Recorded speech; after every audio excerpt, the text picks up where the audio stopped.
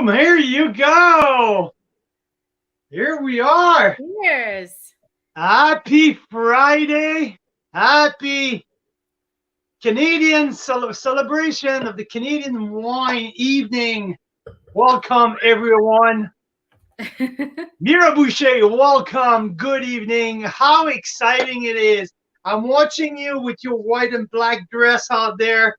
This is something special. This is the night of the year where we get dressed up. We spend the whole day to get ready for this evening. This is so exciting, and I'm thrilled to be here with all of you guys across the country, Carl's Wine Club members, Canadian wine lovers. Welcome, welcome to Carl's Wine Club Wine Award. Yay. So thank you for joining us. We are giving away 3 Enovino wine narrators throughout the evening. We're going to do a little spinny wheel with anybody that leaves a comment. So if you're tuning in, leave a comment. Let us know if you have some Canadian wine open. Let us know what's in your glass. Let us know where you're tuning in from. This is going to be fun. We get to celebrate the amazing wines we make right here in Canada.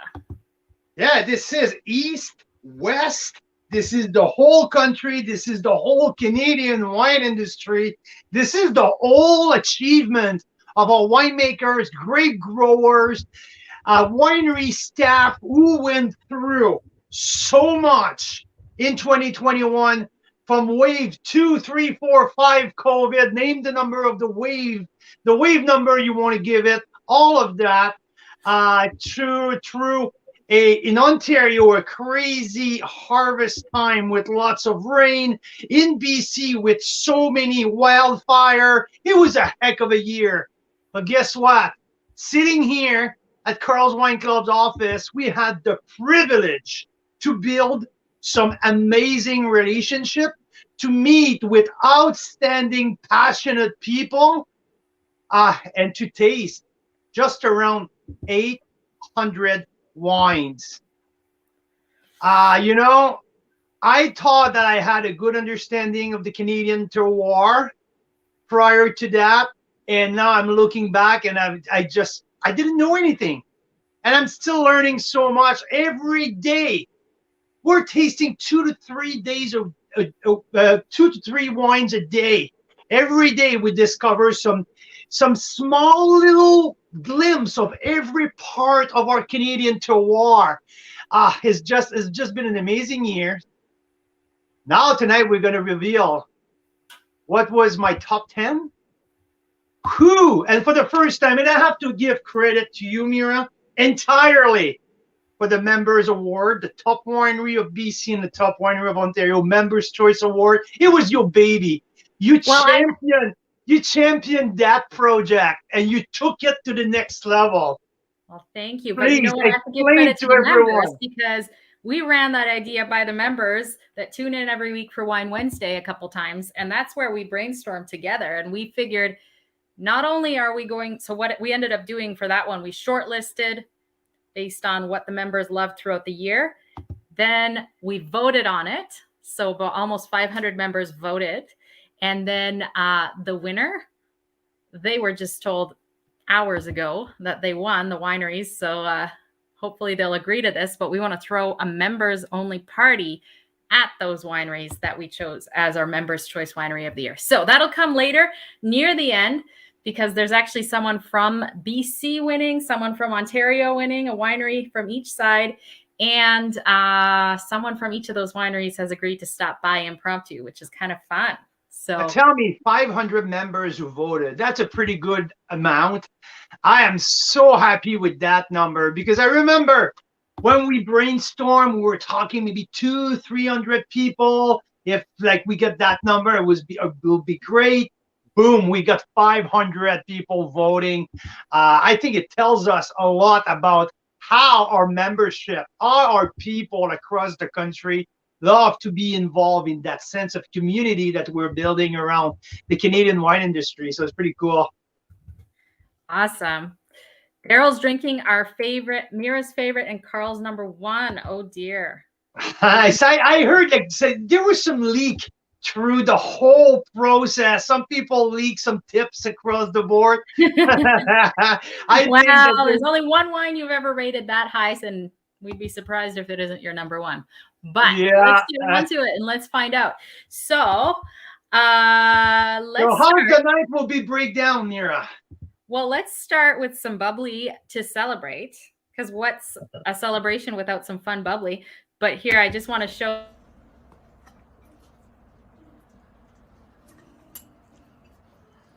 Carl disgorging the bubbly we're about to have. Oh!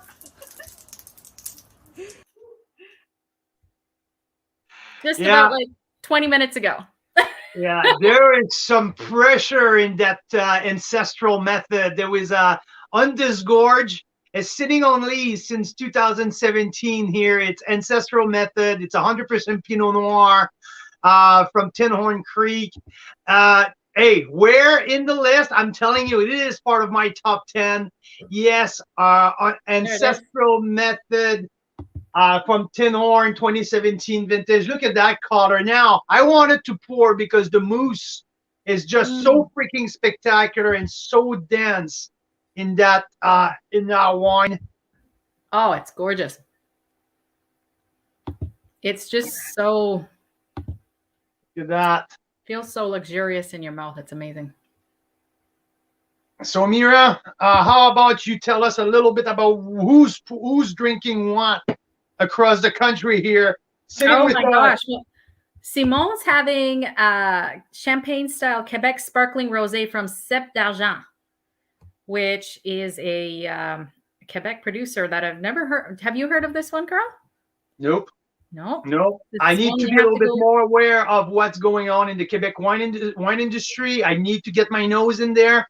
I need to yeah. And then Denise is having Gobsmacked sparkling bubbly from the hatch. I like the bubbly theme, guys. I like this because we're celebrating Creekside Sauv Blanc with David. Derek likes the idea of the bubbly, yes. And lots of other great wines. I think Daryl's having Pearl Morissette. I think so. 2017 Cuvée 19e. And then Arthur's also having Pearl Morissette 19e. I don't know what vintage, Arthur. It looks like he has the 12. I think, yeah, maybe. Yeah. Yeah. Right. So Joanne is drinking some 13th Street Cap Franc. Well done. I love that a lot.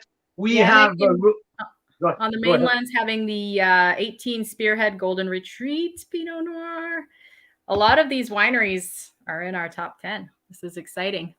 Yeah, no, there's some great juice here open tonight. This is really exciting. Rose Hall. Rose Hall Run. Yep, Stardust 2011. They're actually putting up the older vintage. I love that. Black Market. So that's Oracle. Who the heck has a bottle of Oracle left somewhere, somehow? We can't find it anywhere in BC. We sold so many of these bottles that at midway through the offer, of course, so that Charlie gives us a call and say, guys, you need to stock. We're running out of stock. And after our offer, we saw a big sold out on their website. And yeah, that's it. Like Oracle. We're going to talk about Oracle tonight because it's part of the show. So yeah, I can't wait. We have, here you go. Happy Friday. Tank Sample 2021 here tonight by Rob. Nice. This nose, Mira, the nose of that wine is just absolutely crazy. It's applesauce. It's apple pie. There's some dry basil as well. There's some grated ginger. It's so exciting. There's even also some citrus popping out. It's really good. Sandra still has some Oracle left. Rosé. That's awesome, Sandra. Wow. So now, how about you tell me how do you want to go about that? We have the lists, and so let's go in the same order. Okay, let's start with our top value wines. You want to start with the top value wine? There you go. And let's do that. Top value. I know that, Mira, you work your butt off today to get some little surprise to announce our stuff. I don't know. I want to tell everyone here across the country, I don't know what she has prepared to surprise a little later. us. First, you guys gotta tell me if you can hear something, because I made some sound effects, but I'm not sure if you're gonna have them come across. So tell me if you can hear this.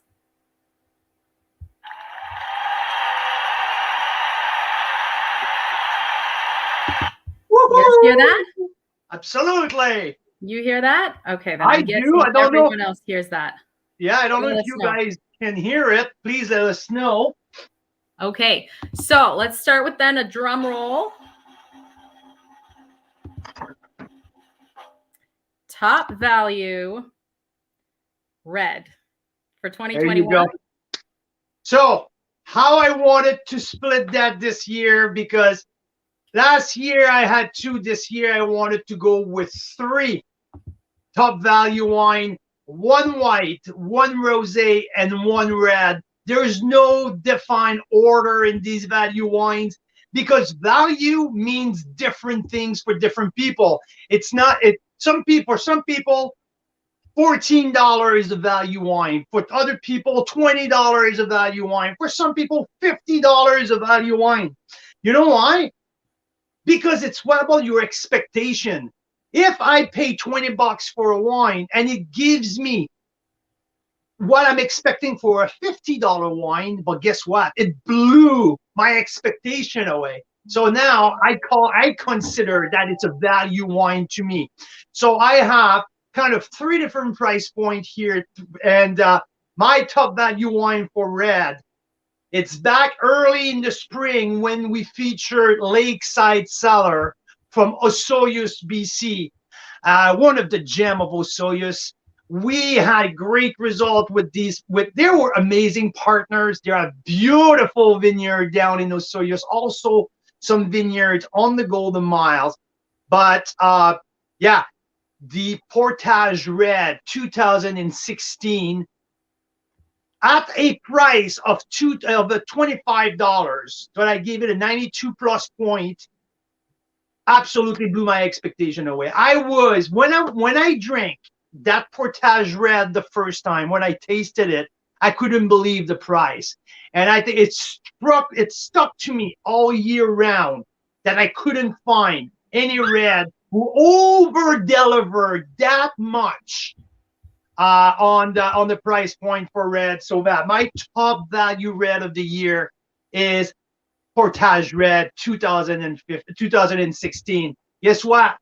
I also have a 2017. We just received a box from Lakeside with some new release.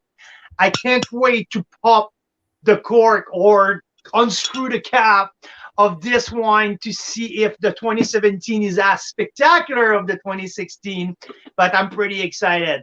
Lakeside, I can tell you guys that something else from Lakeside will come around this year at some point. Mira? Awesome. Are you ready for the next top value wine? Ready for the next top value wine. We're going backwards. We're going to rosé and then we'll go to white. Totally fine with me. Awesome. So let's see here. Top value rosé of the year. We're talking about Oracle. We are talking about Courcelette. There you go. The Oracle Courcelette, $20. It was $19.95 pre-tax. I won't make the math in my head, but $19.95 pre-tax. I gave that one a 93 points.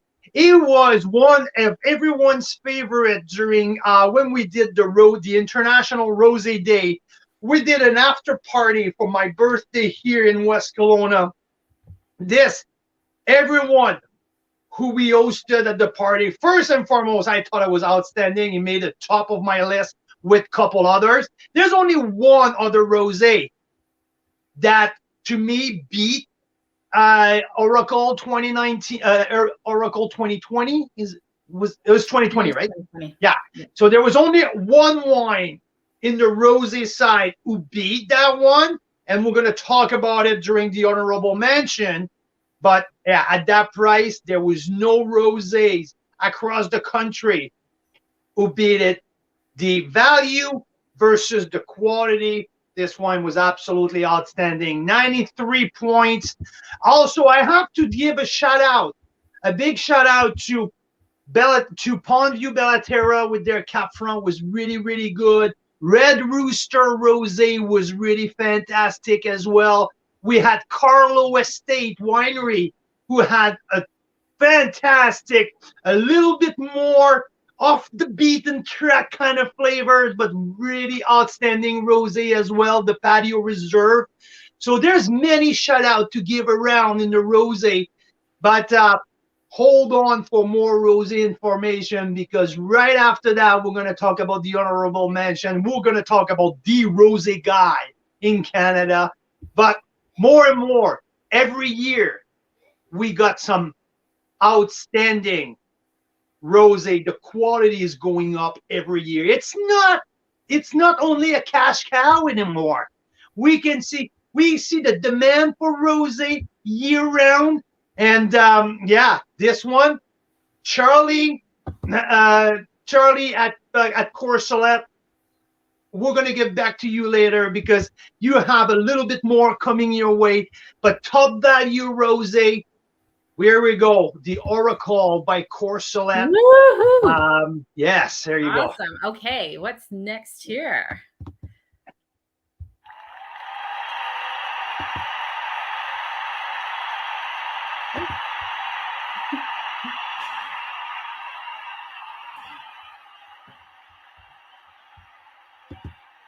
This one. There you go. Now, we got it. We got it. How about a $15 wine? How about a $14.95 Riesling from Ontario? So Fogelar did something that I did not think possible in Canada, making a $15 wine, tax included, with that level of quality. Prior that I tasted that wine, I thought that, and when you hit the $14, $15 bracket, the quality has to suffer at some point. But this wine, I took that wine to a black market tasting room one night. That was the night of Rob Hammersley's birthday, if I remember correctly. And I had a crew around, we had a group around us where they tasted that wine and no one could have believed that it was $14.95 tax in. And 92 points in my book, but when I put the dollar sign, the quality, and the scores, I cannot go around the fact that it has to be my top value wine of the year. It's absolutely unreal. How can you, Mark, the winemaker, the owner at Fogelar, can come up with that price point? As it blows my mind. So amazing, yeah, wine. Mira, I know that you tasted that wine and you couldn't believe, like, oh, he makes 3 different Rieslings. It's not because the other 2 are expensive. They're $19.95. They were also great value. The other both are single vineyard. But that one, the cuvee that I call, is unbelievable. Unbelievable. Is it a perfect wine? No, it's not. But for $14.95, I don't think that we can do it. We can do better. So yeah, great. Good job, Fogelar. Here is the top value wine of the year for the white. Amazing job for $14.95. 92 points. Carl's Wine Club, one of Mira's favorites. So also, I have to give a little shout out too for value wine. Burnt Ship Day. Burnt Ship Day did some great stuff under $20 price point as well. A Cab Merlot at 90 points. Some of their Sauvignon Blanc single vineyard for $16. Big shout out to Burnt Ship Day. Outstanding value proposition. On the other side in BC, big shout out to Intersection. A Riesling at $21, the 2017 vintage Riesling, off the chart good. The concentration, the typicity of the fruit, outstanding job. Spearhead, their Riesling also at Spearhead, and their Pinot Gris, $20. Amazing. Big shout out to all of these wineries who often sink some cost, like sink some money selling these amazing wine almost for at market price. This is pretty cool, and what a great value proposition. So good job to all of you guys. Awesome. Should we head into the honorable mentions of the top 10? Yeah, I need a minute, for God's sake. Oh, no, I just want to enjoy that thing for 1 second. I know. Carl can sit there and smell this wine. There's so much going on in that wine. That's funny because I saw Blue Lotus. I saw Dragon Lotus in the comments, and every time that I taste that wine, I always think about Chinese food. That's the night that we absolutely, Mira and I, just tasting the wine, not even drinking it. Okay, Mira was drinking it, but we had some Chinese food with this Ancestral Method. It was heaven. It was beyond good. It's one of the best meals that I had all year. We like that Dragon Lotus Chinese food here in Peachland, but with that wine, it brings the food to the next level. Next level. With the lemon chicken, especially, and the chicken fried rice. Oh my, that's something else. I'll tell you. Okay, let's get drum roll. You're loving it. Drum roll, and let's do our first at the bottom of your list there, Carl. We'll start from the bottom and go up for the honorable mentions in no particular order, because we could have listed like 80 wines today. Well, that's why I want to talk. Get the drum roll, and I will talk a little bit about I'll talk about some numbers here. There you go. Boom. There you go. Honorable mention in the prelude of getting into my top 10. Listen, 800 wines that we taste ballpark this year. It's a boatload of wine. It's 3 wines a day, 7 days a week, 3 like year round. It's a lot of wines. To get everything that we're going to talk about tonight, starting at honorable mention, it's 94 points plus. That because every wine that I've tasted, we rated them. So now I went back to my whole book, all of the posts, every tasting notes, and number one, the number 1 and number 5 were pretty obvious, but I have a log jam at 94 points.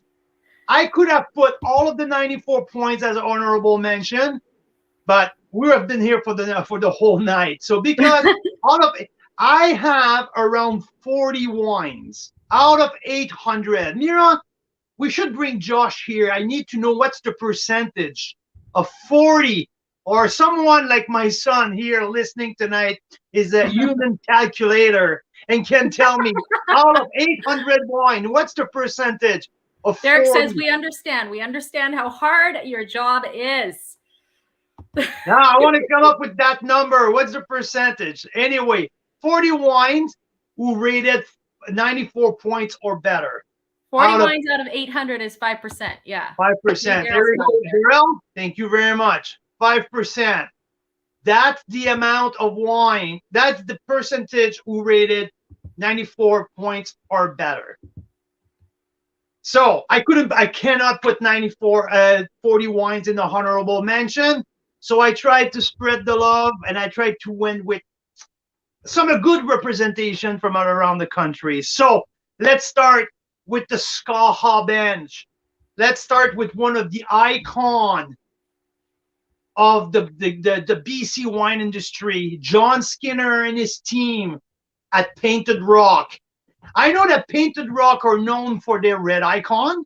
It's one of the wine who won some international award, especially last year with the Decanter Magazine Wine of the Year. It made like But to me, what's the most spectacular type of grape who grow in the Painted Rock Vineyard, it's their Merlot.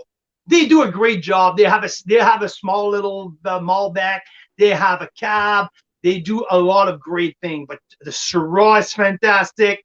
But to me, the Merlot out of the Painted Rock Vineyard is something amazing. So, honorable mention number 1 with 94 points. We have from the Skaha bench on the Skaha Lake between Penticton and Okanagan Falls, Painted Rock 2017 Merlot. Nice, Outstanding nice. wine. Awesome. Who do we have next, Carl? Let's go to Ontario. Everyone knows my. There you go. Yeah, there you go. Everyone knows my love for Chardonnay. I had the privilege to be sitting with Grant Westcott and Carolyn Hurst this summer.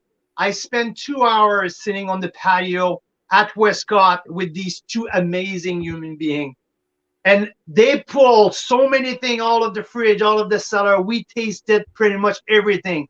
So I forget a shout out when we're talking about value. Their new Riesling they just put on the market is fantastic for the price. But anyway, I knew that their Chardonnay is one of their strengths. Chardonnay, Pinot Noir, that's what they do. So they sent me the 3 of their single vineyard, the 3 of their single vineyard offer Chardonnay, the Butler's Grant, the Clone 76, and their reserve Chardonnay. And to me, when I tasted them all side by side, that Butler Grant Chardonnay not only stood out among all of the Chardonnay that they make at Westcott, but stand out among all of the Chardonnays across the country. I have some of my favorite, and I have to tell you, this one, the Butler's Grant Chardonnay 2019 from Westcott, was one of the top Chardonnay that I drank this year. Carolyn Hurst, Grant Westcott, great job. We love working with you, but this wine literally stand out. I want to give a couple shout out here to Lou Puglisi at Belatera. When I was there, the same trip, he put out a 2009 Chardonnay from his cellar that was still really good, and I still remember that Chardonnay very well. That night, we put side by side with one of the 2017 Canyon View Vineyard from Giant Head. There was some Pearl Morissette on the table. There were some outstanding wines from all over Ontario. So couple shout out also to our friends at Mount Boucherie, their original vines program Chardonnay, who's year in and year out one of my top BC Chardonnay, also right up there with these. But Westcott Vineyard, Butler's Grant Chardonnay 2019, boom, bang on. Bang on. Awesome. And Bonnie had a great question if we're sharing the list. And yes, we are. Just like last year. Currently, if you go to carlswineclub.com/top 10, you'll get our last year's list, but it will be updated tomorrow. We'll send an email with some surprises because some of these. What do you mean surprises? Which kind of surprise?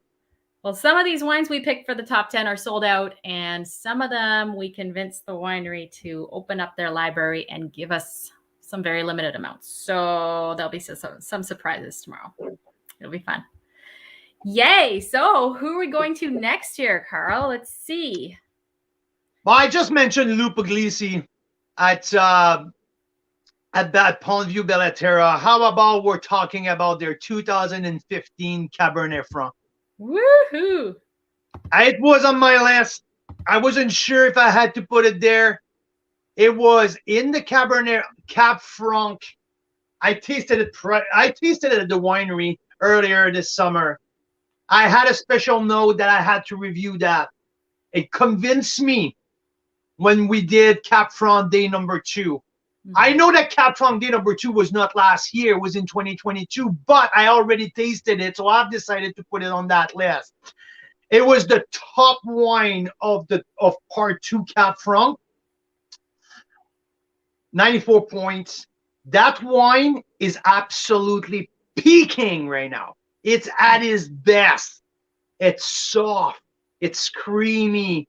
It's luxurious in the mouth. It's long. It's complex, but it's really like it's a big bomb. Like wonderful job. That's what they do at Belatera. Their reds are dense. Their reds are full body.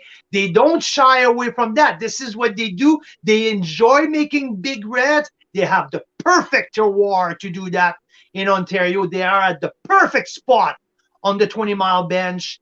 They're called it, when you talk with old school people from Ontario, they call it the swamp.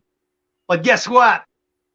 Where they're located, they make some pretty darn amazing big reds. So that 2015 Cap Franc absolutely stood out to me this year.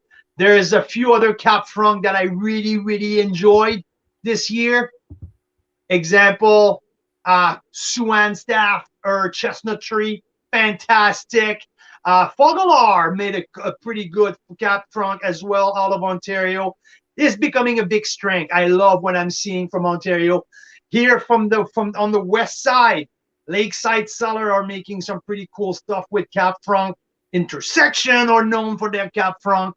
So great job across the country. But big shout out to our people, Lou Puglisi, Marcel Morgenster, all the team at Belatera. Great job 2015. And keep an eye open. The 2017, it's following right in the footstep of the 15. Needs a little bit more time to sit, but oh man, an absolute bomb. So yeah. Yeah. All right. Now I think we're heading back to BC with our honorable mentions, and we're very close to the top 10 now. Heading over to our friend Mark Simpson Siren's Call. I really wanted to give a shout out to Mark Simpson and his wines because it's the only one who didn't hit the 94 points, but I don't care. I wanted to put it in my honorable mention for a reason. First and foremost, that 2017 Siren's Call, Harmonious, is a 93 plus point. I wanted to put in there because for the whole portfolio, Mark is always around the 91, 92, 93 points. He makes some amazing wines. He sources grape from some like small little source of grape that he knows, that he's nurtured for years. Petit Verdot, Syrah, Malbec. He makes some of the best Malbec in the country. That Siren's Call Harmonious. This is really, really good. Soft, round, a little bit of dark chocolate in there. The beautiful Bordeaux blend. One of the things that I'm starting to understand about Mark, it's his skills for blending. The way that he blends grape together takes him to the next level, and I really enjoyed everything he does. And yeah, that 2017 Harmonious, well done. Well done. And I need to mention one more thing about Mark. We had one of the biggest storm here in the Okanagan. Yes. I think it's probably back in November. Yeah. Mark was, we were looking to start Carl's Cellar. I was looking for a box of sample. Mark came over on the Monday night when right after the biggest storm we had in years, we had no electricity. We tasted wine together for 2.5 hours under the candlelight. It was pretty cool. There was Mira, there was myself, there was a plate of charcuterie that we could barely see what was on the plate. The kids tried to run around with no lights. It was pretty cool. Yeah, we literally ran out of candlelight. That's what shut us down. Yeah, yeah. It was awesome. So yeah, so for the whole thing and the relationship with Mark, honorable mention to Siren's Call and the Harmonious Blend 2017. Yeah, now we're on to our last honorable mention. You said we'd loop back to Rosé and the Rosé King of Canada. Rosé King of Canada. There you go. Bam. What to say? Seven Direction Rosé. It's has been part of our top 10 last year with their Cabernet Franc Rosé. This year, the Tractor and Vines Vineyard Pinot Noir Rosé was, I would say, starting in April when I visited with Daniel Bonterin at where he makes his wine at Volcanic Hill. And we had a tank sample. I looked at it, I smelled it, and I tasted it. And Daniel looked at me and said, Carl, I think it's the best wine that I've ever made. I spit down and I looked at him straight in the eyes and I said, Daniel, no doubt about that. This wine from the tank was already showing like a diamond. It's the only rosé across the country that I rated 94 points this year. And is at the top of the honorable mention because it was in the top 10 until earlier this week where there was another one. Anyway, long story short, this is the extension of my number 10. This should be number 10, number 8, number 9, all in that price. They're all at the same exact spot in my rating. This wine was the most spectacular rosé of the year to me, and not only me, to many other wine writers across the country. If we ask columnists like John Schreiner, like name it, there's many of us out there, some more experienced than other. If you ask who's the rosé guy in BC, there's no question. There's one guy. It's Daniel Bonterin. And Daniel's been doing that. He's the only one to work have a brand exclusively for rosé. Seven Direction, that's what it is. Last year I had it for the Cab Franc. This year it's the Pinot Noir, the top of my list, and it was the top rosé at the International Rosé Day. Well done, Daniel. Very well done. Yay. Well, are we ready to start the top 10? How about we go through the comments for a second? How about we do a draw? Because I have 3 Enovinos to give away. Do you want to Please hold up? I'm just going to take a deep breath here. Totally.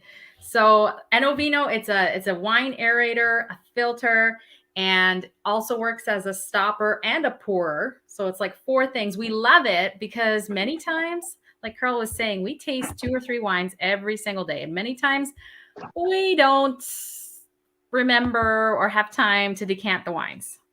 And this has been a lifesaver so many times because you just pop it into the bottle, you pour it out, and it basically decants your wine like 1 or 2 hours worth. Here, instantly. Just like that, right? You got your wine, you put it in, push it down, pour it. To me, that's been my line since the beginning. It's decant your wine 1 glass at a time. That's just a perfect tool. And if you don't like the drop, the spill, there you go. Like this is a pourer on top of it. So. Daryl is saying the Pearl Noisette white stuff drinks too easy. There might be like a hole in the bottle or in your glass or something. I've contacted the winery many times about that problem. With the hole in the bottle? They keep telling me it's in my head. Like there's no hole in their bottle. And I argue with them every time. But hey, sorry, there's nothing else I can do about that. What can we say? Okay, let's see who wins our first Enovino of the night.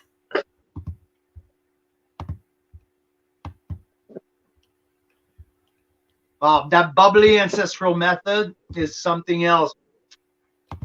There's also another bubbly that I want to give a shout out to.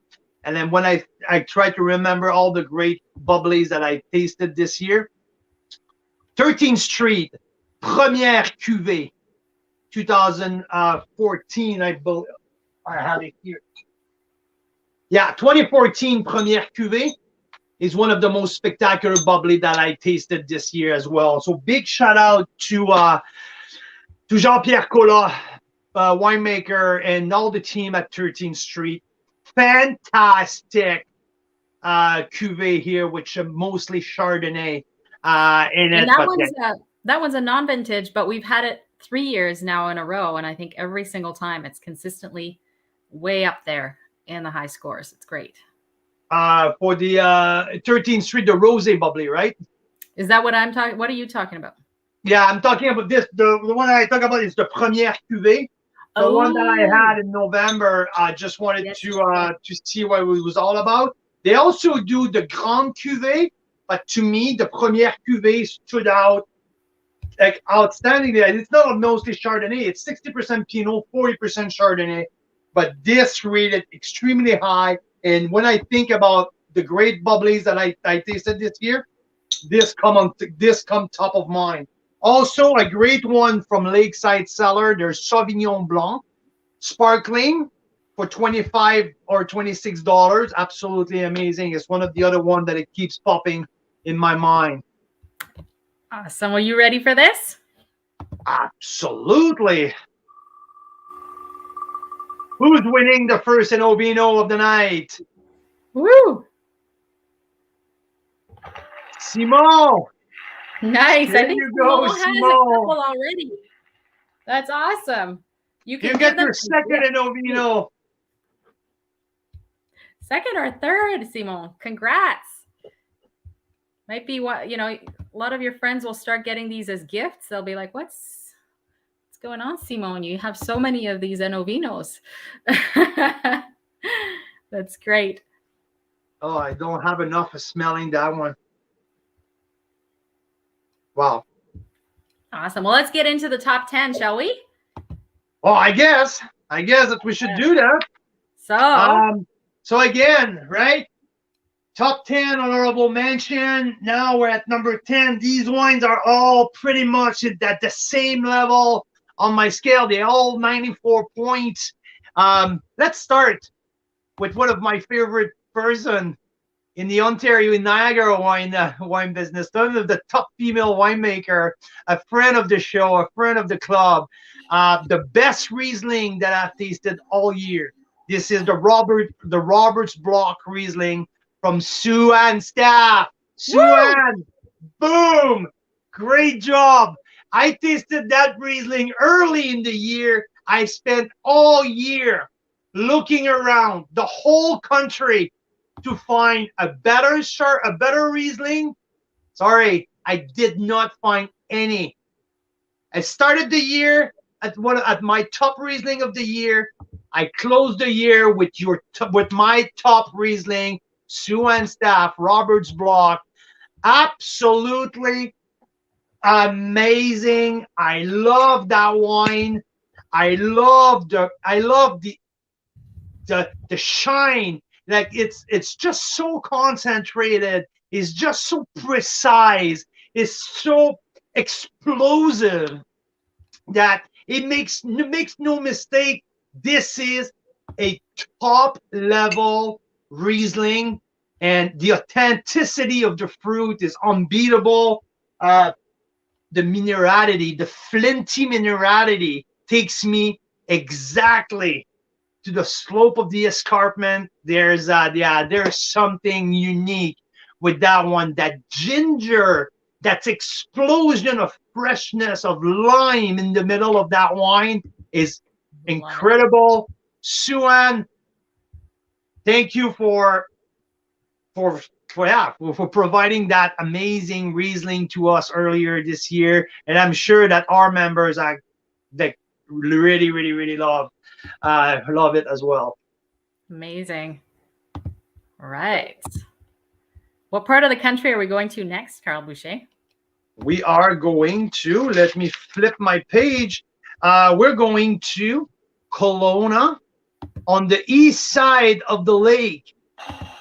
This is a wine that makes an appearance of my top 10 for the second year in a row. Woo! The new vintage of the Spadefoot Toad Syrah. The 2016 is taking over the 2014. 2014 finished second on my top 10 last year. And this year, the bar was extremely high. It's the best Syrah that I've tasted. The 14 was the best Syrah that I've tasted from Canada all time.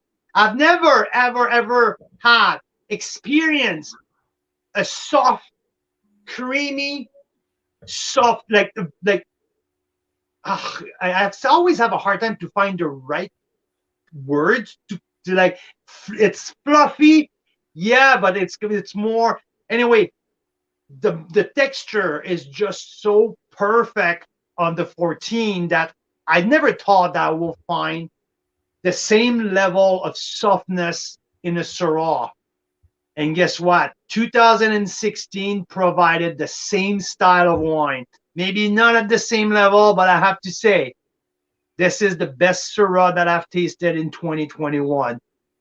There's none other Syrah anywhere else in Canada who had the same softness aspect.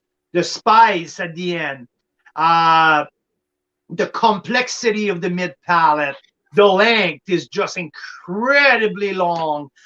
So, yeah, Mike, winemaker at Summerhill, an extremely good job, but the shout out goes to the vineyard manager, not the vineyard manager, but the owner of the vineyard. They manage that Spadefoot Toad vineyard down in Oliver like no one else. He has a small 3 acres vineyard that he manicured. He takes care plant by plant on a daily basis. And his name just, yeah, his name kind of, I think I had it right down here, but yeah, amazing guy. Apparently we'd love to meet this person at some point. I'm sure we will. That's awesome. But yeah, another amazing showing for that Syrah. 94 points. The 14, I got 96 points or 95 last year, but this one was right up there. Top Syrah of the year. We just tasted a pretty darn good Syrah last week, though, but it couldn't be part of that year, of this year. Number 8. Number 8. That's what's in my glass. That's what's in my glass. Here. Right here. Woo. Cheers to that. Cheers. Such a special wine, and it's so sold out.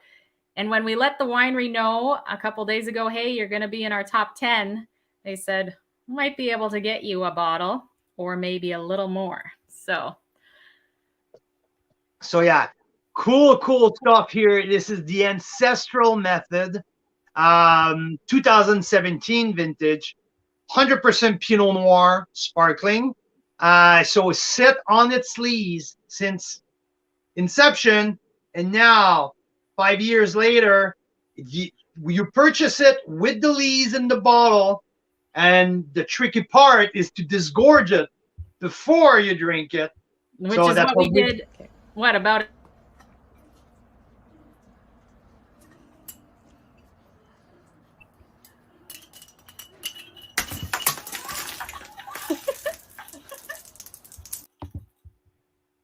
Right? There you go. Right? So that was like 20 minutes before the show. That's the cloudy stuff in my glass.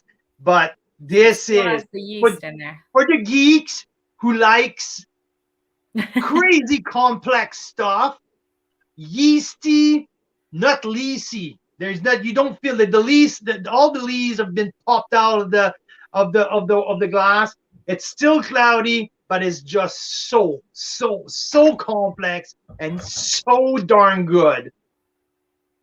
Fantastic stuff. All right. Should we go to our next? So wait a minute, Mira. Oh, we just have a comment here saying that Debbie Danielson lost Tinhorn Creek. Debbie, I have to stop and give you a little hint here. Don't tell anyone. Not this coming week, but the following one, we're going to do something pretty cool with Tin Horn. A now and then offer. What do I mean? I mean that we have 5 pairs of wine. Example, Syrah 2007, Syrah 2018, Pinots 2004, Pinot 2019.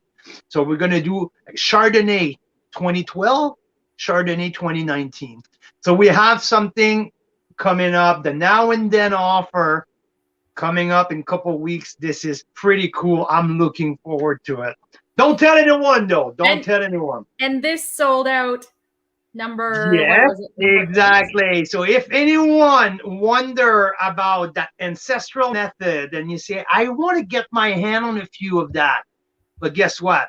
I think they put 36 bottles aside out of their library just because they were in the top 10 and they're excited to get you more if you guys want to get your hand on a few. So boom. Awesome. That was number 8. Woo! So we're on. There's only 100. By the way, there's only 135 cases of that wine made in 2017. Ever. Yeah. 135 cases for a big producer like Tin Horn. It's an experimental project. It's part of the Innovative series, and yeah, so really, really, really cool stuff. Yeah, if you want to discover something unique, that's one of the go for it. $35 as well. Right, great price. Great stuff. Okay. What do we have? Boom! Black Market Wine Company. Love that wine. Love that wine. Number 7 from our friend in Caledon, Rob Hammersley. The Syndicate, his flagship wine, the Bordeaux blend from the 2019. More and more that I taste 2019 vintage, I really enjoy. Pretty much, not everything, but the good wines from the 2019 vintage are absolutely spectacular. So Rob's Syndicate is flagship. We produced like just around 300 cases of the Syndicate, just released. Blend of Merlot, Cab Franc, Cab Sauv, and also a very healthy 12% of Petit Verdot. Rob more and more likes to play with Petit Verdot. So I can't wait. Like soon I'm going to ask him the question, what does he like that much with the Petit Verdot? But I can tell you from what I tasted on that 19, that Petit Verdot brings so much depth, spice, and complexity at the end of the wine that made it like, because I tasted that wine late in December. It was the last wine who made it on my list. The last wine of the year, and I was absolutely blown away. I love the Syndicate every year, but this one took his flagship wine to a next level. If you asked me prior to I tasted that wine, how do I recognize Rob Hammersley? Why do I consider that he's a great winemaker? I would have said it's for his skills to work with Syrah. I love what Rob's does with Syrah. But now, tasting this in the 19 Syndicate, absolutely give me more to like about what he does. And yeah, like can't wait to do some more stuff with the Syndicate because I think there's some large format coming and there's some different stuff. So. We stopped by the other day at that winery and they were bottling some large formats. Very exciting. By hand. Yeah, because there's been so much snow in the Okanagan, they couldn't get the forklift to come out the right way. So, so much snow. Oh my gosh. All right. What do we have next here? Let's cheer. And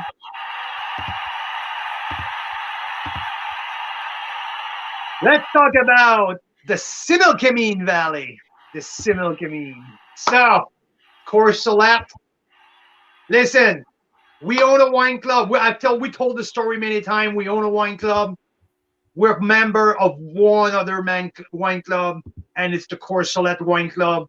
Because when we went there, we visited the estate, we fell in love where they are located in the Simulcamine Valley. The spot is just so unique.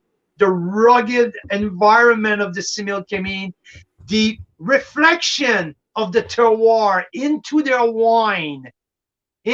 wines are just so bang on. We love what Charlie and Jesse are doing. They're lovely people. Their wines are spectacular. That Talus, I remember not long ago, maybe 2 years ago, Glenn Fawcett, a friend of mine, mentor in business, friend of the show, former president owner at Black Hills, told me one thing. He said, Carl, keep this name in mind, Courcelette and their flagship Talus. One day, they're going to be right at the top. And guess what? A couple years later, I'm doing what I'm doing, building that whole wine, like the Canadian wine lovers community. And I realize I always can still hear that voice of Glenn Fawcett telling me, remember that name, Courcelette Estate Winery and their Talus flagship. And this is true. This is 2018 here. And I'm hearing, I haven't tasted the 19 yet. But from what I'm hearing, it's the 19 can be as good or even better than that's what's in the 18. They make a lot of great wine. We just talked about our value rosé of the year with the Oracle. We also love a shout out to their Cap Sauv small lot series who was right at the top of our list at Cabernet Sauvignon Day. So Charlie knows what he's doing. Charlie's a very skilled winemaker. And we love the lineup. Mira, how about you give us a shout out about one of their white that you really like? Tell us about one of their white. Oh, but I'm trying to remember what it was. Let's start with a V. Was it a Viognier? Yeah, it was a Viognier that you made the mussels with. Oh, yes. Just like a few weeks ago with my parents. It was great. Oh my gosh. I know. Yeah, it was fantastic. I poured about half that bottle in our mussels, and then I drank the rest. It was great. Yeah. Awesome. Well, hey, I have a question for you, Carl Boucher. We did something pretty crazy this year, and we did a new award, a Members' Choice Award, because we talked last year. If we rewatched our show last year for the first Carl's Wine Club Awards, and we were saying maybe one day we'll do a Members' Choice Award, maybe one day we'll do a Winery of the Year, and so we're doing that. Winery of the Year, we picked two, a BC and an Ontario, through a popular vote of a shortlist, and we actually have the two winners who came out on very short notice because we just surprise most people with these awards. We have them in the green room, and so I'm wondering, what do you think of going to the Members' Choice now and then doing our top five right after that? The timing is absolutely perfect. Come on here. Like we'll keep the top five for after, and let's bring our guests in. Well, let's announce. So how do you want to do that? Because this is your baby. I'm letting you announce it. Let's go first with, do you want to start with Ontario? Let's announce the Ontario winner first. Sure. All right. Yeah. So you guys ready for this? So we shortlisted 3 from BC, 3 from Ontario, all from the wineries that were featured in the club this past year. And so these were kind of our top 3 from each region. And then of those top 3, we had members, almost 500 members voted. Okay. How did we select these 3 from each region? What was the criteria that we choose to base our choice on that? It's a good question, because like what you had to do with the top 10, we had a lot. Like we had almost 60 wineries that we worked with in 2021. And we had quite a few that were like right near the top in terms of most popular with the members, the ones that members were most excited about online engagement wise. the number of posts people made about how much they enjoyed them, and how much people reordered those wines. We had quite a few. So we really, at first we said, oh, let's just pick the most popular offers that most people purchased. But then there was a good chunk, like 25% of them that were really popular. So the way we picked the top 3 was those things. But then we added in, what about customer service? Like, how fun is it to deal with these wineries? You know, how good were they when something went wrong with the wines en route or something like that? So these top 3 that we picked, shortlisted on each side, were the creme de la creme on very many levels. And then the members voted. And at first it was very close, and then there was clear winners on each side. So one of the things that we brainstormed in one of these lives with you guys was, what do we do to celebrate? Because this is for fun, right? It's just I wish we could give every single winery we feature an award, because they're all amazing. But we'd love to do an event with each winery. That was one of the things that came up for members. So anyway, let's get on with our Ontario Award, shall we? Good evening.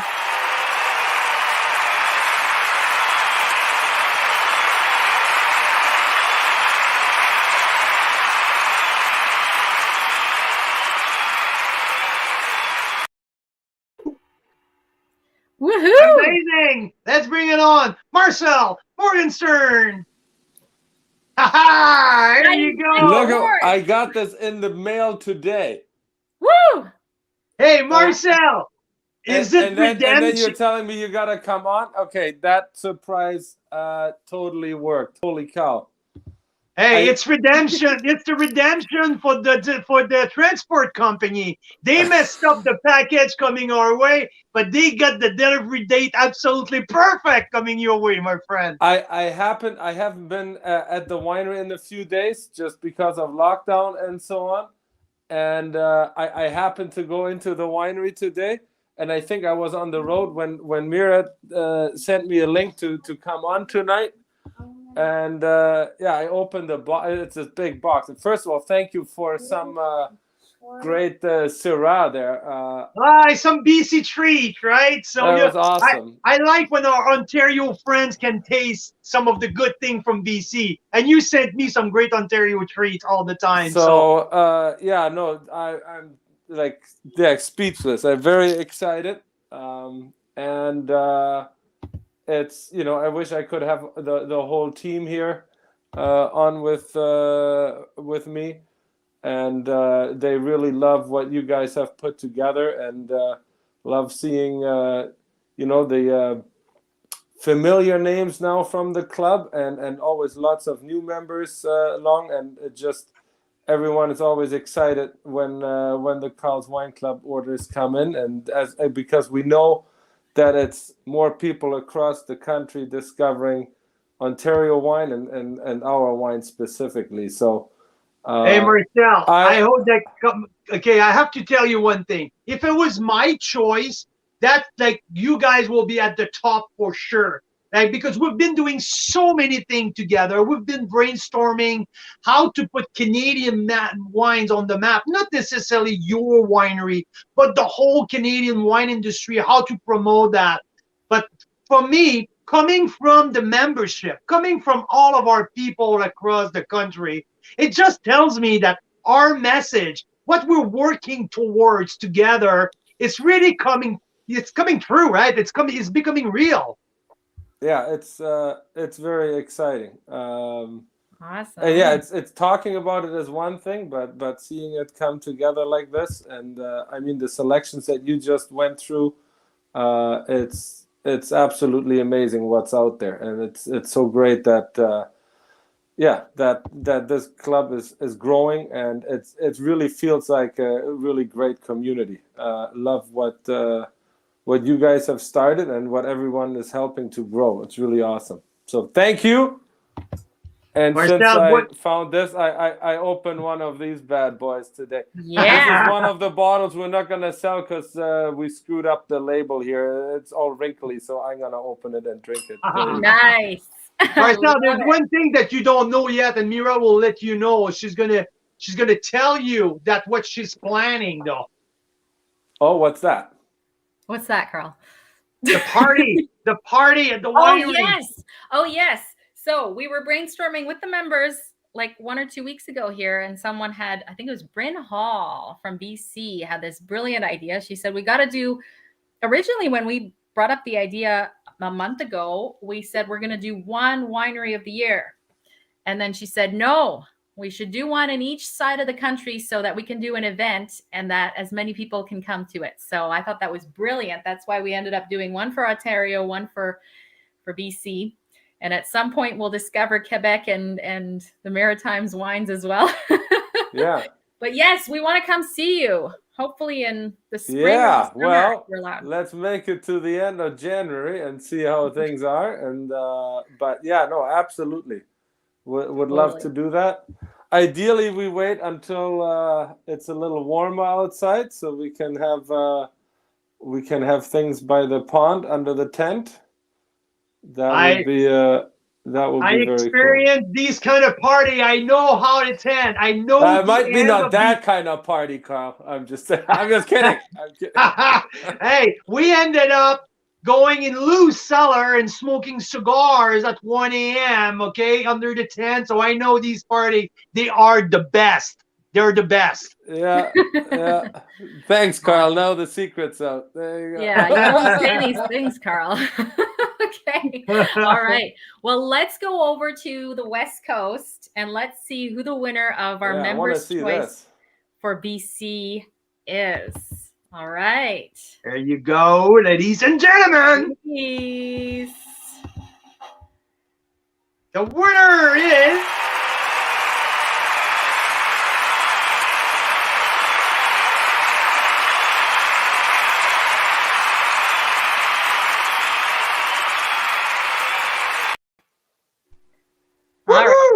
You were on mute there, Carl, but it sounded really exciting. Okay. What you were saying.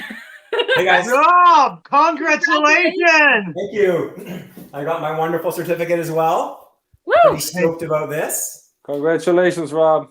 You as well, Marcel. That's amazing. That's amazing. You know, the member have spoken. The most amazing thing in the whole process to me, that's the amount of people who voted. 500 people. It means that, that you guys throughout the whole year. Statistically significant. It's statistically significant. You know, when I did my master's, they said if you have at least 400 people, that is a statistically significant sample. So, you know what? That actually kind of defines what I think is so awesome about your club is the level of engagement with your members. It really is unparalleled. Awesome. Yeah. Well, thank you. We just we're having a blast. I think that all you amazing members. You two guys, like you two throughout, like even like before 2021, when we started, the engagement from you, from the winery, the connection with the members, the whole circle, it's been such an amazing time to work all together. But now the members have spoken, and we're thrilled to see your two names coming up on the top. And what do you think, Rob, of the number 7 on my top 10 wine of the year? Well, I gotta say, I'm pretty excited about that too. I went, as soon as I saw, I was watching along, and I went and popped one as soon as you announced it, because I didn't realize that. I was doing blending trials today for our 2021 whites, so I've been drinking white wine all day, and this is definitely a nice switchover. Pretty excited about that. Amazing, Marcel. On your side, you make it to the honorable mention. Also at 94 points, your 2015 Belatera Cabernet Franc.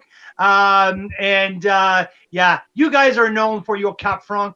You know, guys are known for the big deep red that you're making in Niagara, the texture of that 2015, and how ready this wine is to drink now. It's absolutely fantastic. I got a handful of cases left. That's it. Oh. Maybe we should save a few bottles for that party we're going to have. Yeah, maybe we should. Maybe we should. Rob, how's your level of Syndicate 2019? Because it's just been released, so maybe we can do something. We should definitely do something. This is worth a celebration and a special offer. So let's get something out this weekend. Let's chat early in the morning tomorrow, and we're planning to send an email to everyone. So guys, stay tuned. I'm pretty sure that our conversation with Marcel as well tomorrow morning, we might have something special from Belatera and from Black Market to offer you guys, because that's what I just mentioned. The relationship since day one with the club has been really special. And I just feel like it's just starting. There's so much more that we can tap in. And I've done harvest with Marcel and Lou with their Chardonnay. I've done harvest with you, Rob, and Mira, and the priest of Caledon. Yeah. So these are things that, to me, I don't forget. It's been like it's in Carl's Wine Club book forever. And I want to thank you for the support. Thank you for your passion and for being part of what we're doing. You make it easy, Mira. Carl, thank you. Absolutely. Thank you guys. Thanks a million. Well, thanks so much, you guys. You know what we're going to go do? We are giving away 3 Enovinos tonight. And I think it's worth mentioning that the wonderful person we have to thank for these Enovinos is actually Marcel. Right, Marcel? You developed these stainless steel wine aerators. We took what's there and made it better, made it out of stainless steel so you can put it in your dishwasher. Yes. Yeah, and they're awesome. We swear by them now because we get busy. We don't have time to decant our wine, so we pop one of those babies in, and it acts like it works on BC wines too. We actually use it in our tasting room for the syndicate. Oh, there you go. Yeah. That's awesome. Hey, Rob, I'm just looking at the schedule here, and I think Mira had a plan. Mira was talking with members, and they got the idea of both winners should host a party, a Carl's Wine Club party in the spring. So Marcel already agreed. When we can have parties again, and whatever that will look Rob, like. Just so you know. Yeah. No, I'm all over that. I love parties. Yeah, there you go. And you know what? There you go. You guys can go out and see Marcel as well. Well, exactly. that's the plan, that we make our way across hopefully late spring, since Pro Wine is going to be delayed one more time here, I guess. We'll just get on the plane and fly the other way. Perfect. So Marcel, they charged me with the task of sending them some Syrahs once in a while, because they're like Lou and Marcel are pretty intrigued with BC Syrahs. And I know that they really like yours. And when they come over, we're going to take them on a tour, and we'll make sure that we stop by Caledon and they can discover what you are doing there. Yeah, Derek's on to the same trend. We'll do an exchange. We'll make sure that we all see each other at each other's parties, even if it's only virtually, depending on the situation. But. Yes, that's hopefully not. Yeah. Well, nowadays they're getting really close to doing things with holograms. Yeah, that's when I'm going to sit. When the moment that happens, I'm going to sit on the beach 24/7 and just send my hologram. That's awesome. Yeah, absolutely. Hey guys, thank you very much for tuning in, to saying hi to the member again. Thank you very much for everything. Thank you. Thank you, everyone. Greatly appreciate it. And you know what? While I'm sitting here, I have an idea. Let's put a little celebratory pack together for everyone. We'll, if you guys give me a call tomorrow, we'll figure something out. Totally. Hey, Marcel. Okay, but I have an idea here, because you guys made the Carl's Wine Club wines, and we made it available in 6-pack. How about we do 3 Carl's Wine Club and 3 of your Belatera? Done. Yes. And actually, you know what? It's drinking better as time goes on right now. I'm just decanting it now. Marcel, we need more of our wine. Yeah, it's really wow. It's We really only coming had together. a couple cases and we drank it all or gave it away all Uh-oh. over Christmas. So we'll be ordering a couple more for sure. There's Carl's Wine Club wine all good over job, the school. Carl. Fred's out, you're in. That's it. No, I'm just Yeah, kidding. that's right. Our kids' teachers all got some of that wine. Oh, I have to bug Rob now to make Carl's Wine Club BC edition for 2021. Oh yeah. Oh yeah. Definitely want some of that. Absolutely. There you go. Well, Marcel, thank you very much. Maybe we'll teach them how to put the labels on properly after we screw it up the first.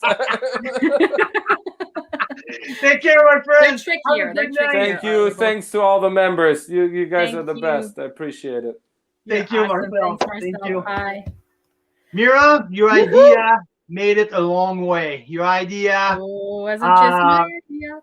That's amazing. I'm so happy, so proud of what the members are built in a year and a half, especially in 2021, how they've supported all of our amazing projects. So, wow. It's amazing, you guys. Amazing. So Clay's much. in the house. Clay's in the house. Clay Martin, welcome, my friend. Thanks for tuning in. Isel is here. Welcome, Denise. All right, so I've added all your guys' names to the draw for the Enovino. Here we go. Let's see who wins this one.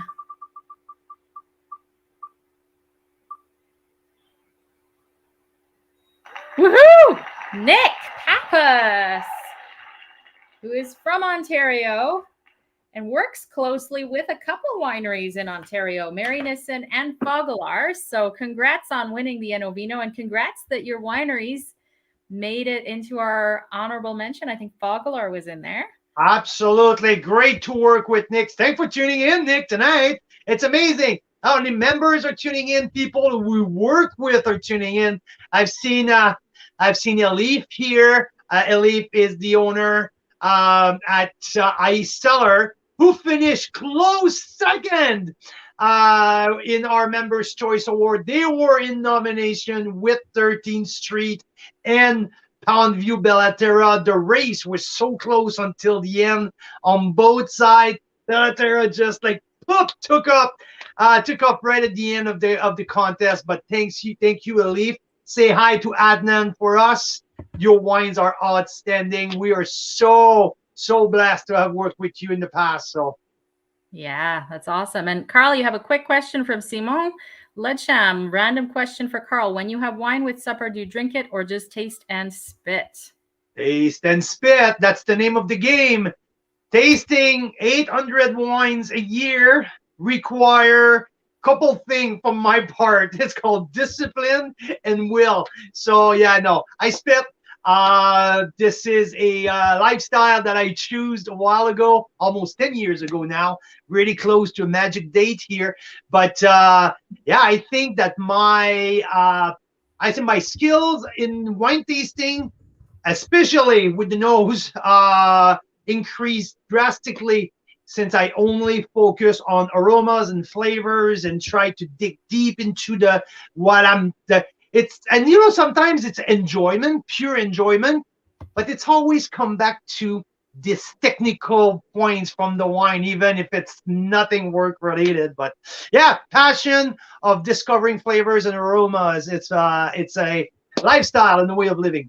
Me, on the other hand, Simone, I got it. I taste and do not spit, so it's a little different. But I am so glad that Carl is the way he is ever since I met him many years ago, because anytime I go to a party, I don't have to think about who's driving, so it's fantastic. Yeah. And ask Marcel. When he took me on the tour, I was the driver who took me on the tour. Yeah. And the other thing is, like, Carl sometimes goes out and tastes like 100 wines in a day. Yeah. I remember. And then you can drive home after. Yeah, that's it.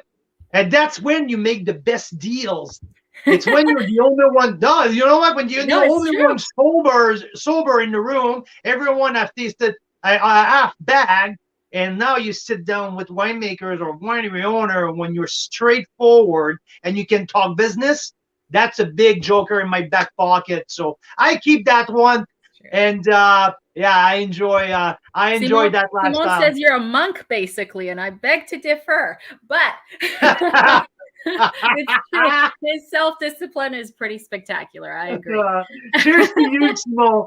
Simone, cheers to you. Can't wait to meet you when we're out in Quebec, the Carl's Wine Club Quebec tour. At some point. So much. Thank you so much for your all of your engagement. We greatly appreciate that. Yeah, fantastic stuff. Okay, I think it's time. It's time to head into the top 5. We're almost, top five. We have some amazing, spectacular wine in our top 5. I am absolutely thrilled and excited to go with number 5 now. So how about I recap number 10? Number 10. No. Tell us number 5. There you go. Number 5 from Ontario, Niagara. This specific one, I believe it's from Niagara River appellation. The 100% Cabernet Franc from the 2016 vintage of Two Sisters Winery. You know what? Like I wrote in my tasting notes here is that now we're getting, okay, the top 5, it's 95 points plus. We're talking about 5 out of 800 wines who got that score. I would say, Daryl, if you're still here, give me the percentage of 5 out of 800. That's a pretty small number, I bet. But yeah, this is the cream of the cream that I tasted this year. The Cabernet Franc offered me I would say, in terms of texture, pretty much the same style of texture that I tasted into the Spadefoot Toad Syrah. I connect a lot that Two Sisters Cab Franc and the Spadefoot Toad Syrah in terms of texture, in terms of mouthfeel. Really, really similar. Obviously, flavors differ, but in terms of mouthfeel, 0.4%. Thank you, Daryl. So 0.4% of my scores hit 95 points or better. So very small amount. We're talking about the cream of the crop. You know what? I was not especially over the moon. Oh yeah, okay. I like the portfolio of Two Sisters, but this one really stand out to me. And yeah, it was pure Cabernet Franc to me. That was, and I know the Belatera Cabernet Franc program a lot, and this is the cream of the crop of Ontario in terms of probably their flagship wine, probably their flagship grape. Now there's that big debate: what should be the Ontario ideally grapes? Well, I stand on the side that it should be many of them, but Cabernet Franc have so much potential in Ontario, and this one from that small appellation of Niagara River, it's really, really, really spectacular. So well done, Two Sister Winery, and 100% Cab Franc 2015, the first 95 points on our list, number 5. There we go. Are you ready for our next one? Yeah, I just have to pour a little bit more of the. Look at these bubbles. It's so beautiful.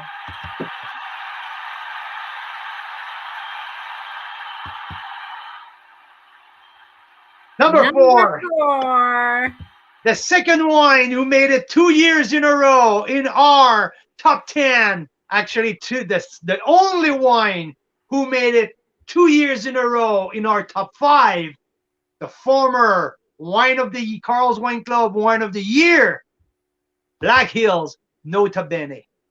Listen, I don't think that Black Hills need any more presentation. I don't think that we need to spend hours of introducing Black Hills Estate Winery. It's a staple of the Canadian wine industry. It's like I said, it's the bar. It's the metric in terms of quality. Nota Bene, when we talk about flagship in Canada, there's a few names who come up to my head, like the Red Icon of Painted Rock, the Bears from Fairview Cellars. There's some wine that everyone knows about by the name of the wine, not by the name of the winery. It's the case with Nota Bene. 2019, absolutely outstanding.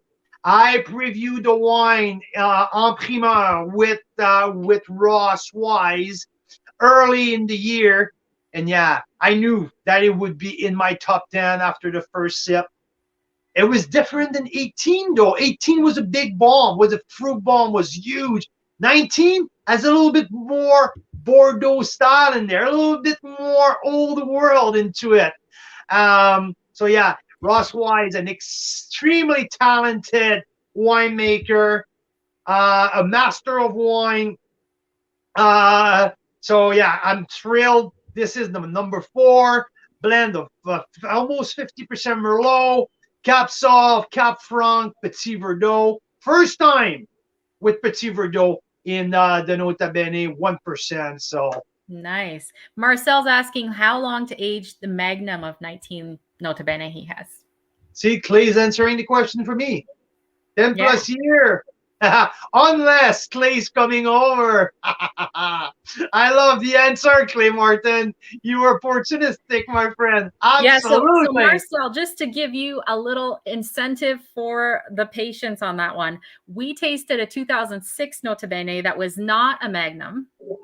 And my understanding, anyway, is that the Magnums, they take longer to age, right? So because there's more volume. But we tasted a 2006 that is probably one of my top 3 favorite wines ever, ever, ever.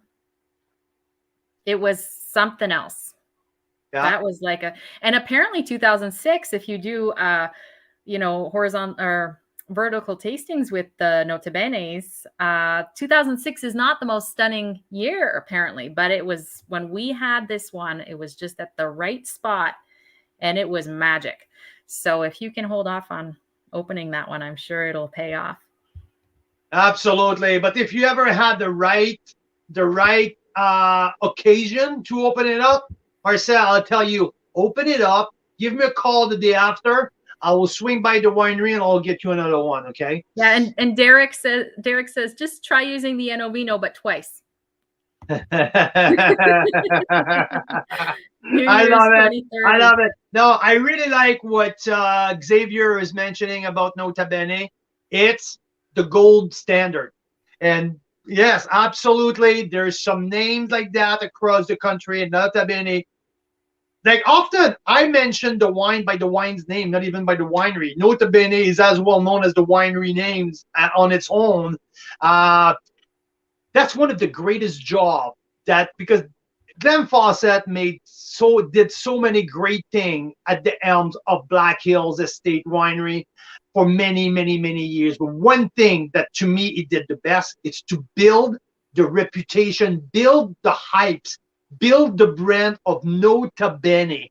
And that's the result 20 years later. People knows Nota Bene across the country. I'm a big fan, and not only me. Look at that! All the scores that they get from all over the place. I'm right in the ballpark of. I saw some 96. I saw some 94. I even saw some people give it 97. So yeah. And Clay has a great point as well. Clay saying that it's drinking better now than it was when it first was launched. And I think to me that tells me it's maybe even more age-worthy, because often, if it's a bomb right on release, maybe it's, it's not going to age quite as long potentially. I don't know. You know what, Mira?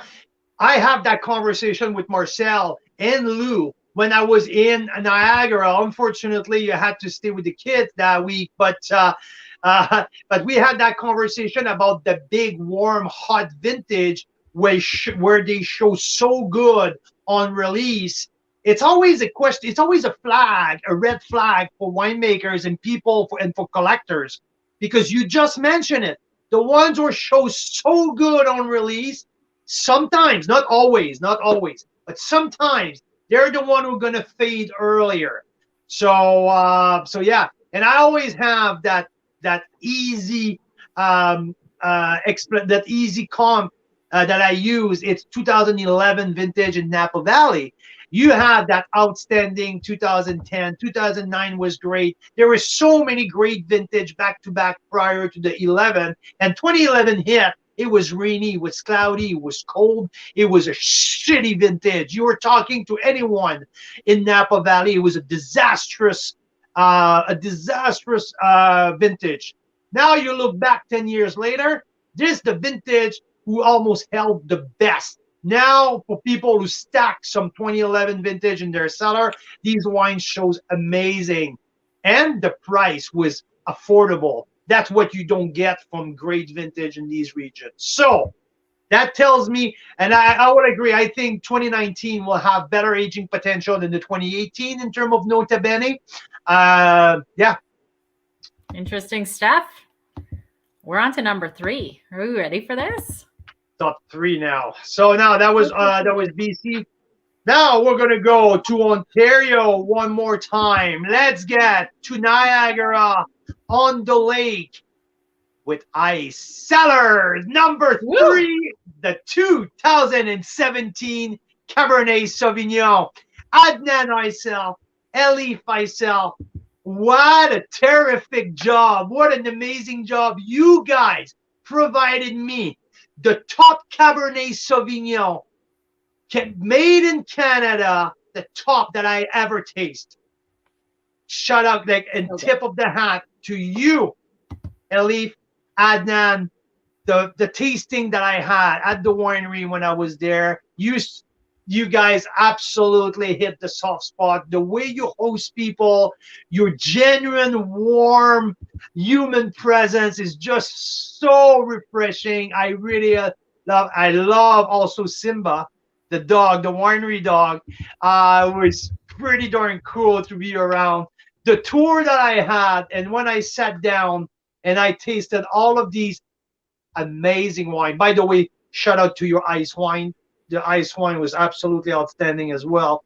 But yeah, that's when I realized how Canadian Cabernet Sauvignon can be so good. And now I always think when I was tasting this specific wine, how wine critics from over the world would say Canada cannot produce good Cabernet Sauvignon. It gets me out of my mind. I would like to sit down these James Sucklings of the world, these Robert Parker of the world, Greg Sanderson of the world, all of these top wine critics, set them down and put a bottle of 2017 Ice Cellar, and you tell me that we cannot write Cabernet Sauvignon in a cold climate like Ontario, like Niagara on the Lake appellation. Guess what? No, this is the living proof of what we can do for Cabernet with Cabernet Sauvignon in Canada, not in the desert, not in Osoyoos and Oliver. No. For everyone's perception, where Ontario, well, some people will think, oh no, Ontario, they're known for their white and their Riesling and their ice wine. No, the best Cabernet Sauvignon that I tasted in my life is this one. So here you go.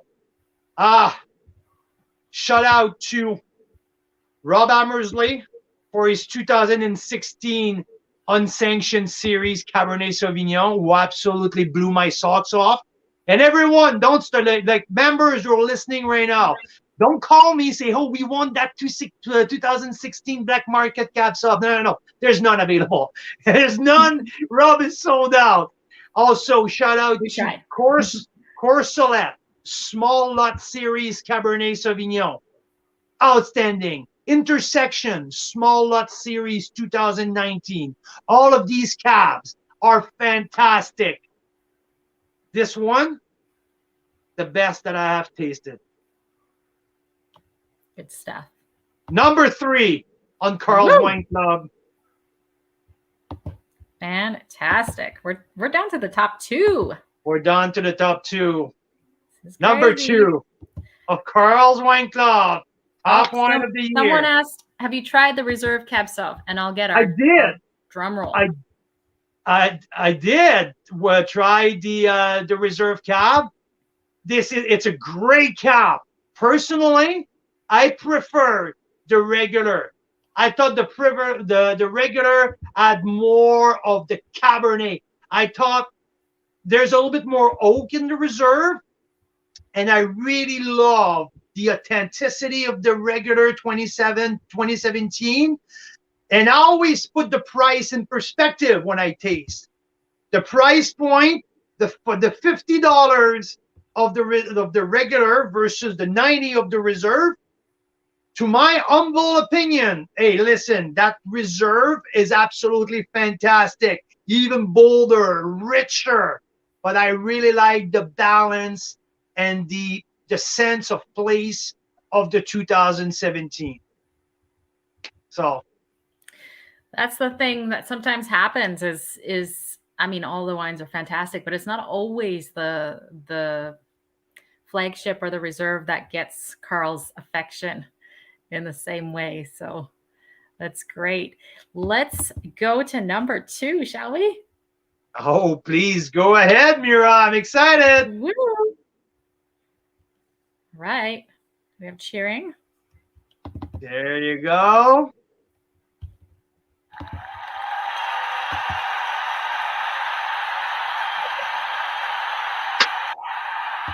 (2018) Upper Bench Estate Grown Pinot Noir Chardonnay.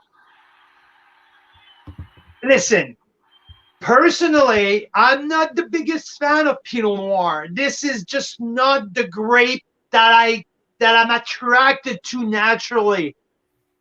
As per my job for what I do, and understanding that there's a big fan of Pinot Noir out there, I spend time digging into the Pinot Noir market to find some outstanding Pinot. This one, I have to say, is probably the Pinot Noir that I enjoyed the most in the last 10 years. The best Canadian Pinot that I had in a very long time, if not ever.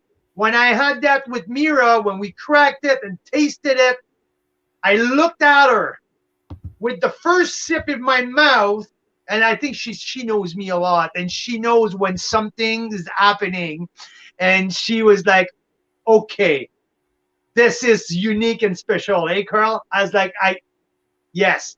Right from the get-go, it was no doubt on any way, shape, or form possible that this wine will be in my top 3. I get him a 95 point right off the bat. And yeah, number 2 it is. And another thing was pretty crazy. And now I know I'm going to get the Carl, shut up, Carl, stop. $36 for that. I think that's before tax, but still, like that's like 41 or something. Okay. $41 with tax. Put as much as you want. But at that price, this wine could be double the price. And my score would not have changed. This wine is outstanding. So, yeah, this Pinot Noir absolutely jumped out. The length, the depth, the complexity, 100% Naramata bench fruits, 100% estate fruit right behind the winery on the bench. Beautiful little estate. And they make cheese there. They make cheese Gavin, there. Exactly. Gavin is the winemaker. Sheena is the cheese maker. And these two are amazing people. We just love what they're doing. And that Pinot Noir is an absolute delight. Number 2 on Carl's Wine Club Top 10 Wine of 2021. Gavin, Sheena, congratulations. You guys. Congratulations. Awesome. So we're down to the top wine of the year. We're there. We're there. We're there. I don't even, do we need to mention it? I think that everyone knows anyway. So should we go? No? Yeah, let's just, okay, good night. Okay, thank you. Hey. Okay, well, I think this one needs a drum roll, and then it needs an applause, and it needs lots of suspense. Yes. Daryl said, "But the worst keep secret ever." There you go. Number one, wine of the year 2021. This is 2007. Pearl Morissette, Cuvée 19e Chardonnay. Hey, 98 points. Highest score that I ever gave to a wine. Canadian, international, name it. 98 points. There's a fun story behind the score. I will avoid that story tonight. But listen, it's right in my wheelhouse. It's a Chardonnay. You guys know my passion, but outside of my preference, this wine is unique. This wine is outside of all of the structure of winemaking, outside of all what you can expect.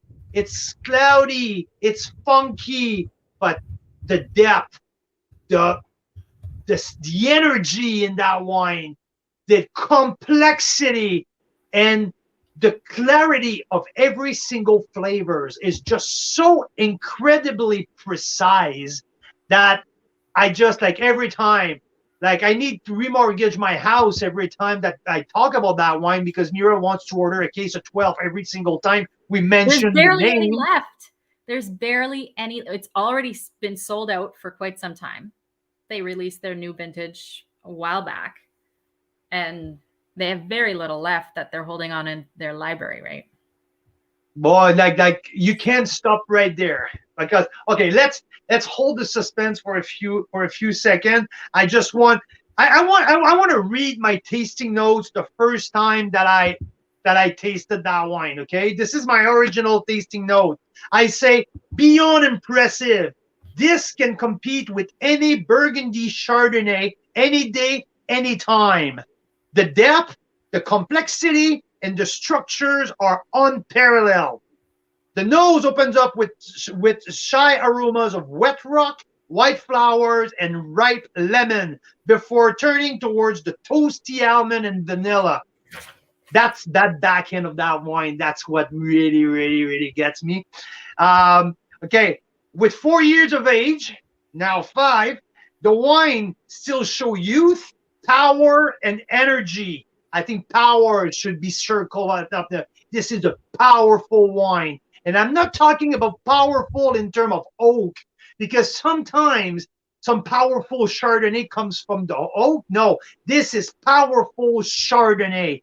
I have to give it an hour in the decanter before completely opening up, and then the magic happened. Lemon meringue, chamomile, vanilla, caramel, and some of the primary flavors. Great flinty minerality and baked goods undertone bring another dimension after the mid palate. The finish is bright, fresh, and impressively long. With white pepper and ginger bring spicy layers mixed with the sweet oak at the very end. Wow, absolutely wow.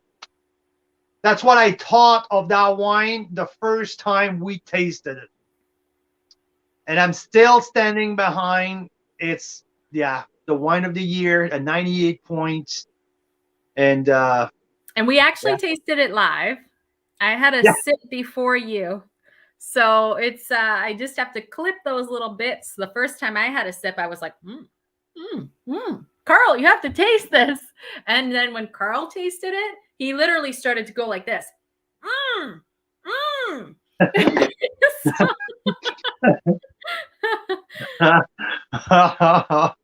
Yeah, no, it's an experience. Yeah. Oh yeah, on the first sip. Yeah. It's an experience on its own. And listen, members, because it's the #1 wine of the year, because we have a really good relationship with Pearl Morissette, we have lined up a new Pearl Morissette offer this upcoming Monday. So we have a 6 wine selection, including the new 2018, the new vintage of the Chardonnay, the Cuvée 19e, the new vintage of the Cab Franc. There's a Lumberger with that. There also have a Riesling. We also have a Rosé. So a 6-pack of new release and older wine from Pearl Morissette. And as a bonus pick, they just open up 60 bottles of the Cuvée 19e 2017 for the members. So we have 5 cases of 12 available coming up your way on Monday morning, because it's the wine of the year. They are great. They really appreciate everything, all of the way we talk about their wines and all of that. So, but they're not the kind of public appearance type. So they kind of like, might come in on next week. Hopefully I can get Francois or someone from the winery with us on Wednesday. But this is number 1 of the top 10 Carl's Wine Club of the year. Carl's Wine Club wine of the year. So yeah, yay. It's real amazing. Amazing. Well, hey, we have one more. Yeah, Mira could order all 5, just saying. Yeah, they might go kind of quickly. We'll leak that out to the VIPs early, so that if you guys want to get some of those bottles, you can before I get my hands on them. Please, guys, can you please start ordering? I don't have to order these 5 cases. Yeah. Oh, yeah. Wow, what a night. It's amazing. So because I love the connection we have with the members, but also with our producers, with the guy, the people who grow the grapes, who makes the wine, like Rob, like Marcel and his team, like Pearl Morissette. So tomorrow we'll have a couple of special offers directly connected to tonight's show. So Rob is willing to offer something pretty unique from Black Market, including a really, really reduced shipping rate on an offer from Black Market. So you guys can stop. He sent us a text just before the show. He's gonna do free shipping, BC, Alberta. This is 6 or more bottles. $10 Saskatchewan, Manitoba, $20 Ontario and the East, and free shipping for 12 or more bottles. That's for the syndicate and other Black Market wines. So we're going to put that together. Marcel is going to do 3 bottles of Carl's Wine Club wine, 1 Rosé Sparkling, 1 Chardonnay Surly, and the brand new 2017 Cabernet Franc. That's going to come out from Belatera. And on Monday morning, the Cuvée 19e 17, the wine of the year, will be available to you as well. So fabulous. And I was going to mention something else. But here we got it. We have one more Enovino to give away. Yes, I feel like if I say like 2 million words in an hour and a half. It's been 2 hours. 2 hours. But yes, you did say a million words, probably. They were great, though. I really enjoyed listening. So thank you. All right. Ooh. You guys ready for this? Last Enovino of the night. Congrats to Simon, to Nick, who have won so far. Let's see who gets the last one. Who's in BC? Someone in BC is going to win? Yeah, or like a girl or something. No. Oh, not a girl. Yay, Clay! Hey, Clay Martin. There you go, my man. Woohoo! Definitely someone in BC. See, we evened it out a little bit. Yeah, exactly. And it cost me less in shipping. Congrats, Clay. Thank you for all you do for Canadian wine as well. Clay has an amazing BC wine review, and he runs the Taste Buds group online. So if you like Canadian wine, but also international wines. Taste Buds is a great group to be in. That's funny how like 98% of all of the reviews coming up on Taste Buds are Canadian anyway. So it is just like it amazed me how the Canadian wines are getting more and more attention from the wine lovers across the country. And I'm so proud and I'm so excited that you, Mira, and what we do here at Carl's Wine Club is getting some followings with partners like Clay at the BC Wine Review and Taste Buds and all of you guys, the members, because that's what we put in our email. Let's not forget that the star of the show here, as much as Mira looks pretty darn good on camera, that the star of the show, the stars of the show, it's not me, it's you guys, it's the members, because you guys, with all of the comments, with all of the involvement, with all of the community building that we're doing together, you guys are the star of the show. And thank you for your support. Thank you for having fun with us, because you know what? We're having a pretty good time doing what we're doing. And yeah, look ahead for our email over the weekend. And also we're just also the number 7, the Ancestral Method will be available not this week but next week. So hold off on that one. The Ancestral Method will be available as well. So yeah. Wow. Amazing stuff. Thanks so much, guys. We have to start planning the 2022 already. If you guys have for the wines of the year, yes. If anyone had suggestion as format or whatever it is, you guys, please, we love hearing your comments. We love your suggestions. So if there's any different formats you would like us to think about, it will be great to hear from all of you. But this year, we're proud and happy to have introduced the Members' Choice Award. And let's see what 22 has in store for us. And I have a feeling now that 2019 vintage are coming out pretty strong for reds out of BC. Oof, I can't wait to see that list. And yeah, we already have a couple of 94 points open from our first offer. How strong was that? Maverick Estate with 294 points right out of the gate. Yeah. So. Yeah, unexpected too. Like. Oh yeah. Well, I have to give credit to Clay Martin for that one. Oh Clay, yes, totally. Clay put the bugs to my ear earlier, before even they won the platinum with the Syrah. Clay was all over it. So yeah.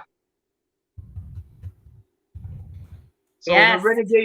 the Renegade now also is really worth it. So anyhow, you have no idea how much I need to go to the bathroom. You have no idea. Really? And you're not even drinking the wine. See, I had like 2 glasses. Woohoo! Well, we better go, guys. Have an amazing evening. Thank you so much. Mira Boucher, thank you so much for everything you've done for that show tonight. You've been a rock. Well, thanks a million. You. Canadian wine lovers, Carl's Wine Club members, all of you guys across the country, thank you. And let's talk to you soon. Woo!